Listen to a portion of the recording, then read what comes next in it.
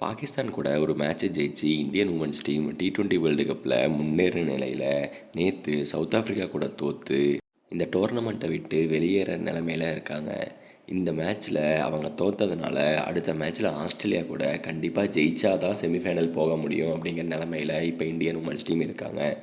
என்ன தான் நல்ல பிளேயர்ஸ் அவங்க சூஸ் பண்ணுறேன்னு சொல்லியிருந்தாலும் WPL T20 வேர்ல்டு கப்புக்காக தான் நடத்தப்படுது.